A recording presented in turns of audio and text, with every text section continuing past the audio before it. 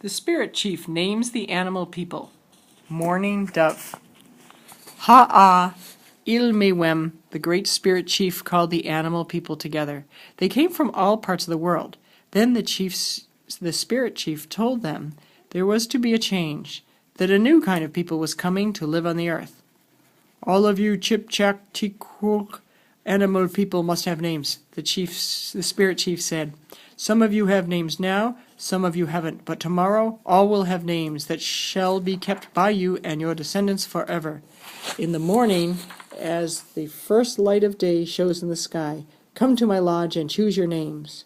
The first to come may choose any name that he or she wants. The next person may take any other name. And that is the way it will go until all the names are taken. And to each person I will give work to do. That talk made the animal people very excited. Each wanted a proud name and the power to rule some tribe or some part of the world. And everyone determined to get up early and hurry to the spirit chief's lodge.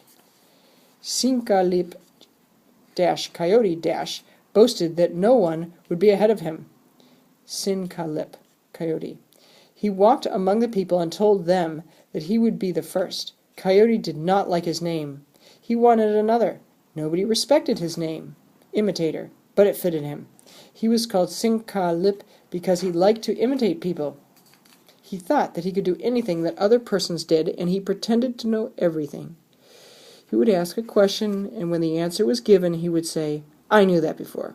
I did not have to be told." Such smart talk did not make friends for Coyote, nor did he make friends by the foolish things he did and the rude tricks he played on people. I shall have my choice of the 3 biggest names, he boasted.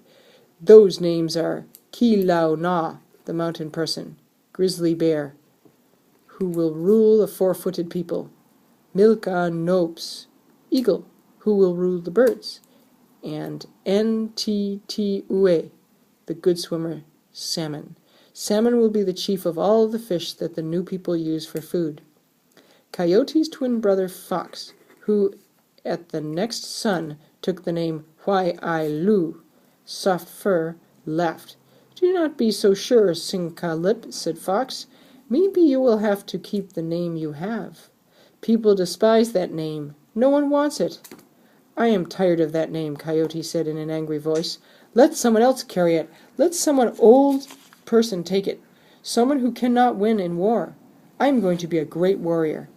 My smart brother, I will make you beg of me when I am called Grizzly Bear, Eagle, or Salmon." "Your strong words mean nothing," scoffed Fox. "Better go to your Swul-Hoo teepee and get some sleep, or you will not wake up in time to choose any name." Coyote stalked off to his teepee. He told himself that he would not sleep any that night. He would stay wide awake. He entered the lodge, and his 3 sons called, as if with one voice, "Lei-oo," which means father.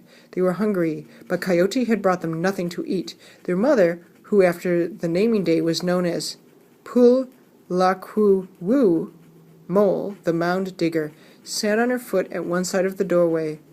Mole was a good woman, always loyal to her husband in spite of his mean ways, his mischief-making, and his foolishness. She never was jealous, never talked back, never replied to his words of abuse.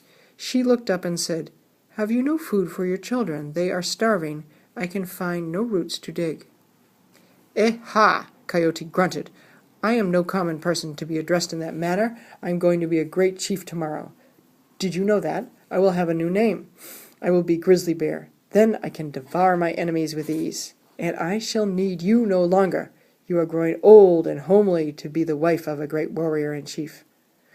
Mole said nothing. She turned to her corner of the lodge and collected a few old bones, which she put into a klek-chin, which is a cooking basket. With 2 sticks she lifted hot stones from the fire and dropped them into the basket. Soon the water boiled, and there was weak soup for the hungry children. "Gather plenty of wood for the fire," Coyote ordered. "I am going to sit up all night." Mole obeyed. Then she and the children went to bed.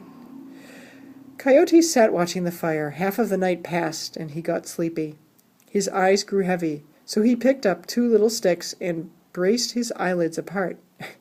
Now I can stay awake, he thought, but before long he was fast asleep, although his eyes were wide open. The sun was high in the sky when Coyote awoke, but for Mole he would not have wakened them.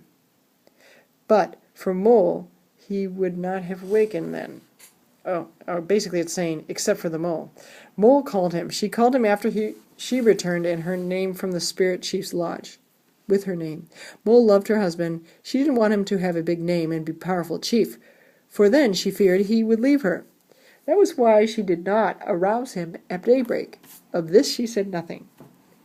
Only half awake and thinking it was early morning, Coyote jumped at the sound of Mole's voice and ran to the lodge of the spirit chief. None of the other Chip, Chak, Tik, Kulk were there. Coyote laughed.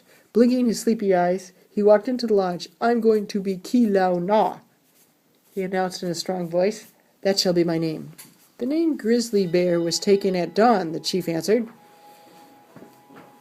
"Then I shall be Milka Noops," said Coyote, and his voice was not so loud. "Eagle flew away at sunup," the other replied.